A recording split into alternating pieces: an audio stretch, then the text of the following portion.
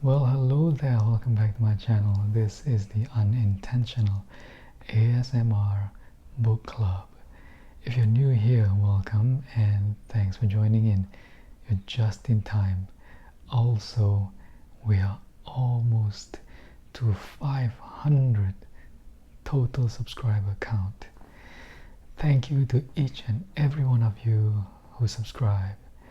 And if you haven't done so, what are you waiting for? Click that subscribe button. It is free. Anyway, I would also like to thank one person who actually bought my book on Amazon. If you don't know by now, I actually have a book out on Amazon. It is called The Night Writer. I put a link in the description box down below. So if you would like to support this channel, consider to buy my book on Amazon.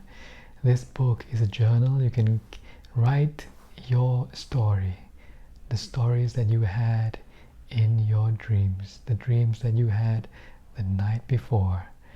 So I think it is a good practice to write down your dreams so that you remember, and you might even discover who you really are in your second life.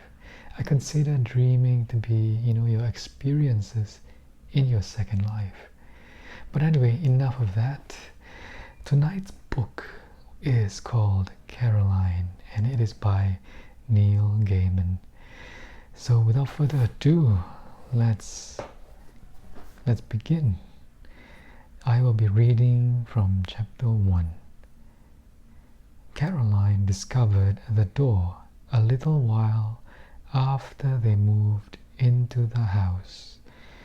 It was a very old house. It had an attic under the roof and a cellar under the ground, and an overgrown garden with huge old trees in it.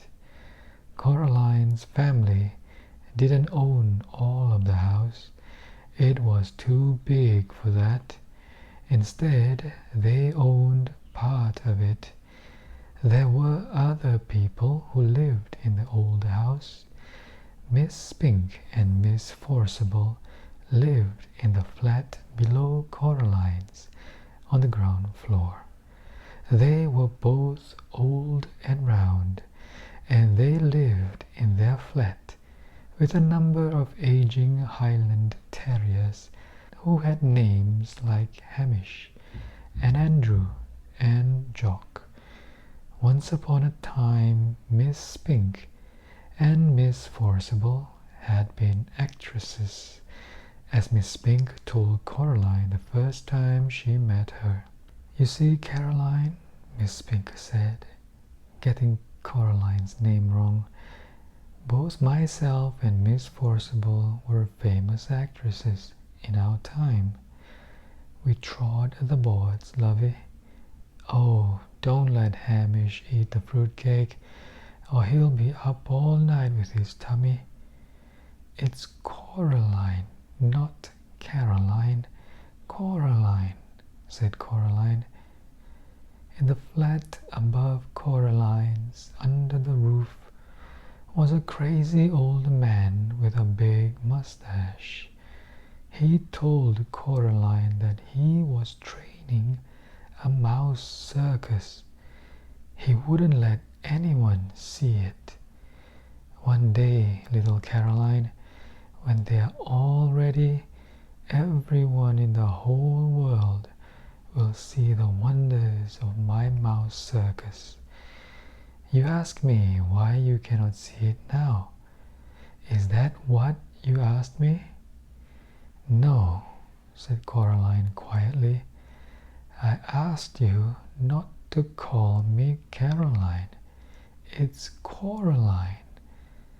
The reason you cannot see the mouse circus," said the man upstairs, "is that the mice are not yet ready and rehearsed. Also, they refuse to play the songs I have written for them. All the songs I have written for the mice to play go oompa oompa, but the white mice We'll only play toodle-oodle like that. I am thinking of trying them on different types of cheese. Coraline didn't think there really was a mouse circus. She thought the old man was probably making it up. The day after they moved in, Coraline went exploring. She explored the garden. It was a big garden. At the very back was an old tennis court, but no one in the house played tennis, and the fence around the court had holes in it, and the net had mostly rotted away. There was an old rose garden filled with stunted, fly-blown rose bushes. There was a rockery that was all rocks. There was a fairy ring made of squidgy brown toadstools, which smelled dreadful if you accidentally trod on them. There was also a well. On the first day Coraline's family moved in, Miss Spink and Miss Forcible made a point of telling Coraline how dangerous the well was, and they warned her to be sure she kept away from it. So Coraline set off to explore for it, so that she knew where it was, to keep away from it properly. She found it on the third day in an overgrown meadow beside the tennis court. Behind a clump of trees, a low brick circle, almost hidden in the high grass. The well had been covered up by wooden boards to stop anyone falling in. There was a small knot hole in one of the boards, and Coraline spent an afternoon dropping pebbles and acorns through the hole and waiting and counting until she heard the plop as they hit the water far below. Coraline also explored for animals. She found a hedgehog and a snake's skin, but no snake, and a rock that looked just like a frog, and a toad that looked just like a rock. There was also a haughty black cat who sat on walls and tree stumps and watched her, but slipped away if ever she went over to try to play with it. That was how she spent her first 2 weeks in the house, exploring the garden and the grounds. Her mother made her come back inside for dinner and for lunch, and Coraline had to make sure she dressed up warm before she went out, for it was a very cold summer that year. But go out she did, exploring, every day until the day it rained, when Coraline had to stay inside. "What should I do?" asked Coraline. "Read a book," said her mother. "Watch a video. Play with your toys. Go and pester Miss Spink or Miss Forcible or the crazy old man upstairs." "No," said Coraline. "I don't want to do those things. I want to explore." "I don't really mind what you do," said Coraline's mother, "as long as you don't make a mess." Coraline went over to the kitchen and watched the rain come down. It wasn't the kind of rain you could go out in. It was the other kind, the kind that threw itself down from the sky and splashed where it landed. It was rain that meant business, and currently its business was turning the garden into a muddy, wet soup. Coraline had watched all the videos. She was bored with her toys, and she'd read all her books. She turned on the television. She went from channel to channel to channel, but there was nothing on but men in suits talking about the stock market and talk shows.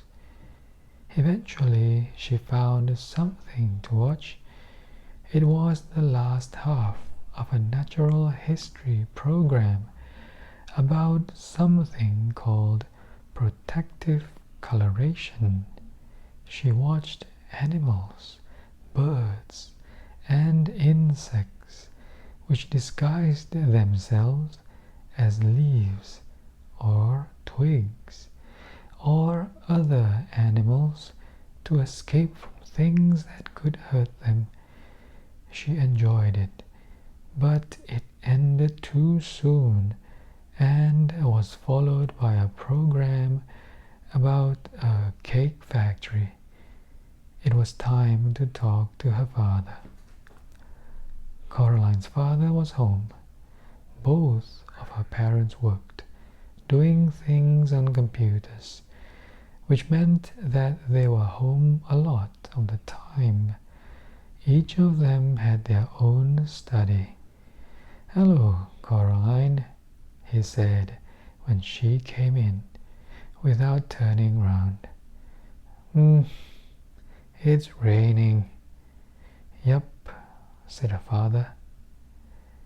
"It's bucketing down." "No," said Coraline. "It's just raining. Can I go outside?" "What does your mother say?" "She says you're not going out in weather like that, Coraline Jones." "Then no. But I want to carry on exploring." "Then explore the flat," suggested her father.